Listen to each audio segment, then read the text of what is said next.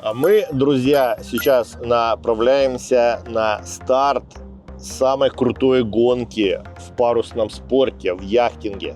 Мы едем в соседний городок Лесабль-де-Лон. Очень мне он нравится. Если бы я не жил в Ля-Рошеле, я жил бы там. Тоже такая вторая столица парусного яхтинга. И оттуда, ребята, сейчас будет стартовать гонка Венди Глоб.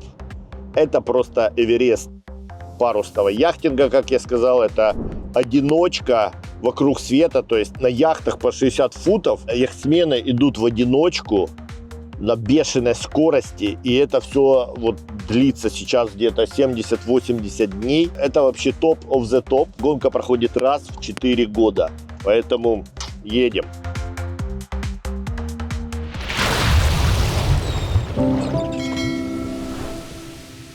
По дороге уже чувствуется настроение гонки, указатели по всем дорогам и на рекламных щитах фото участников. Словом, при подъезде мы уже в волнительном ожидании чего-то великого. В этом году Венди Глоб стартовал 10 ноября. Немного хочу рассказать вам об этой регате. Гонка была основана в 1989 году Филиппом Жанто, таким известным гонщиком. Кроме того, он потом организовал верфь «Привилеж», которая катамараны делает. С 1992 года гонка проводится каждые 4 года. На данный момент Венди Глоб – это кругосветная гонка без заходов в порты, в одиночку на 60-футовых яхтах и мока. Вообще кругосветных регат таких вот в мире очень немного осталось. Есть Ocean Race, которая была, Volvo Ocean Race, которая перед этим была Whitbread, да, в ней принимали участие, кстати, 3 украинские яхты. Но это командная гонка, там порядка 10 человек на каждой лодке и с заходом в порты. Была Velux 5 Ocean, тоже одиночка, но опять же с заходом в порты. Barcelona World Race, гонка двоек, когда вдвоем в экипаже. Вот. А Венди Глоб это просто топ of the top. Это просто действительно Эверест среди яхтенного спорта. То есть это гонка в одиночку, и от участника требует большая внимательность, сила духа, выносливость. То есть это действительно гонка, которую просто пройти, уже ты попадаешь в топ спортсменов мира. Вот, поэтому, решиться на прохождение такой регаты могут только действительно серьезные шкиперы, такие настоящие асы. Смотрите, магазин с сувенирами, можно купить футболочку. Да, я себе куплю такую. Они идут упакованные, люди вот покупают ее даже без примерки. Не люблю толпы, ребята, но радует то, что такое количество людей съехалось со всей Франции. Это классно, что у людей нормальные ориентиры в жизни, да, им нравится это соревнование. Не футбол, какой-то, да, или, не дай бог, еще какая-то хрень. Им нравится вот Венди Глоб, да, и другие гонки. Они уделили внимание, чтобы приехать, чтобы быть причастными вот к этому событию. Вот всем, от мала до велика, пенсионеры, молодые ребята, бизнесмены, просто рабочие заводов Рено. И вот это здорово. Людей в этот раз просто нереально много, действительно нереально много. И, как нам сказали, тут были уже люди в 5 утра, которые занимали места, чтобы с первых рядов увидеть старт. Тут во Франции люди очень любят яхты. Только представьте себе, тут зарегистрирован почти 1 миллион яхт в частном владении. Только в частном владении 1 миллион яхт. Плюс еще яхты, которые являются от чартерных, клубного владения. Очень много лодок клубного владения. Тут сосредоточено большое количество парусных школ, яхт-клубов, обществ. И если вы когда-нибудь попадете к нам в Ля-Рошель или в Лесабль-де-Лон, то вы просто не найдете человека, который не ходит в море. И, кстати, большинство мировых известных яхтсменов, гонщиков, которые осуществляют вот эти тяжелые кругосветные плавания, занимают призовые места. Они именно выходцы из Франции. Еще хочу рассказать вам про курс гонки. Как вы поняли, да, это кругосветка, то есть гонка стартует отсюда, из Лесабль-де-Лон. Это вот рядом с нашим Ля-Рошелем. Потом вы спускаетесь вниз по Атлантике через мыс Доброй Надежды, то есть огибаете Африку, и вы проходите все все мысы, самые стрёмные, и идете по часовой стрелке вокруг Антарктиды. Вот, оставляете мыс Лювен, мыс Горн по левому борту и затем обратно. То есть после мыса Горн, считайте, вы уже дома. По генеральному курсу это 24 морских мили, то есть 44 километра. Проходит это с ноября по февраль, потому что как раз в Южном океане лето. Ну, такое себе лето. Вот. Что касается рекордов. В 2017 году Армер Леклеш преодолел маршрут за рекордное время. 74 дня, ребята. 74 дня в одиночку вокруг света. То есть не через каналы, не заходя в порты, через мысы. Вот представьте, да, просто мега человек, сверхчеловек. Вот. И он побил предыдущий рекорд Франсуа Габара, который за 80 дней вот, прошел. Вот. И наш Яник Беставин тоже прошел за 80,5 дней.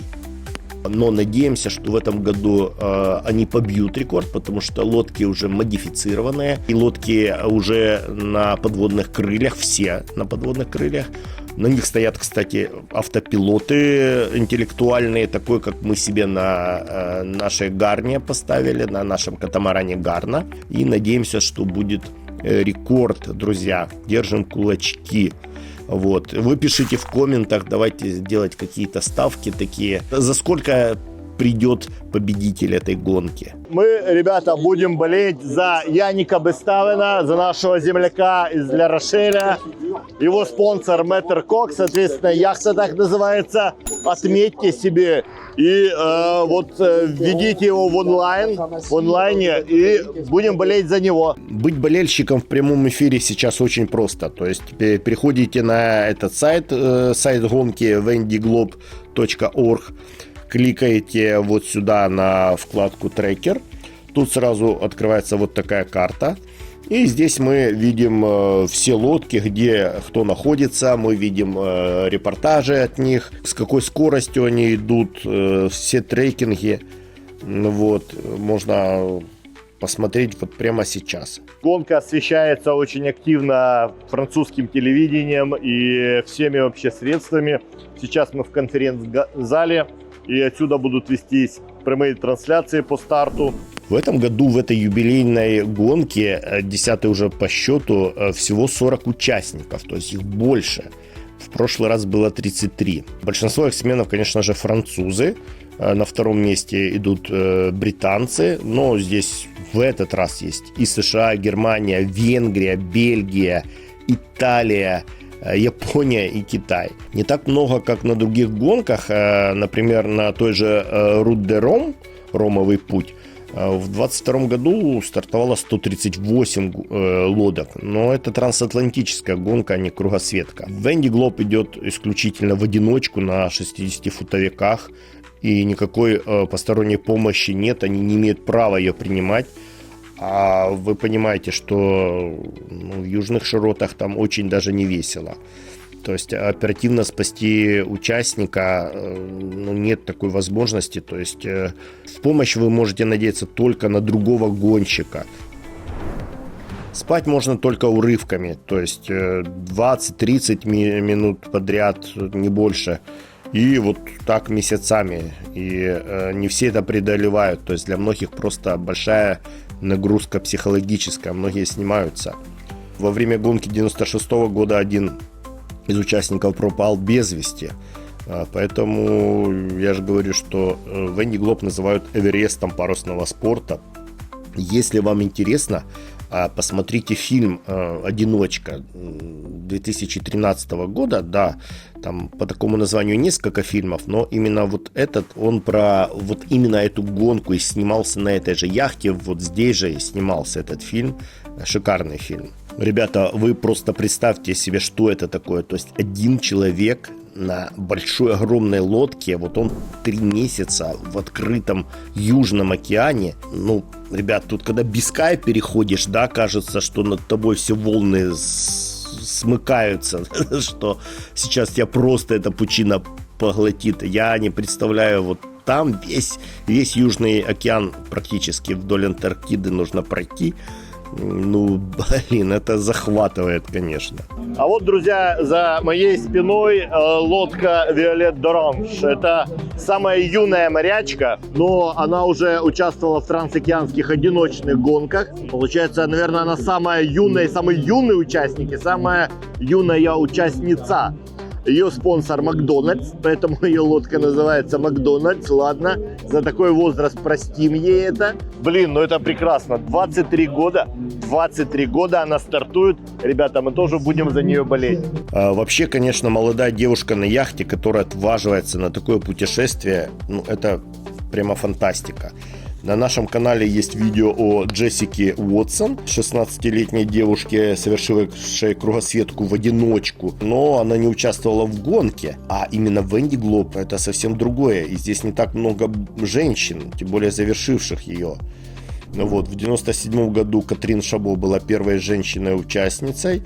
Ей удалось прийти к финишу 6-й. В 2001 Элен МакАртур пришла 2-й. Ей было 24 года, ребят, на тот момент. И в этом году девушка 23 года, Доранж, такое красивое имя у нее, да, фиолетово-оранжевое она у нас, Виолет Доранж, ей 23 года, ну это ребенок, просто ребенок, и вот она фигачит наряду со взрослыми морскими волками, представьте, какой она пример подает, да, поколению, то есть не братки, блин, там, не слово пацана люди смотрят здесь, дети смотрят, а они смотрят вот на таких подростков, которые действительно делают такой маленький подвиг, вот, и болеем тоже за Виолет Доранж, очень рекомендую обратить на нее внимание. Hello, là on est jeudi et on est à la latitude de Madère. Ça avance super vite, c'est cool. Et aujourd'hui, je suis trop contente parce que j'ai regardé le post-report ce matin. Что ж, друзья, вот отсюда стартует гонка. Следите за этой гонкой. Порядка 3 месяцев. Интрига постоянно накаляется. Я с вами прощаюсь. С вами был Саша Горан. И до встречи в морях.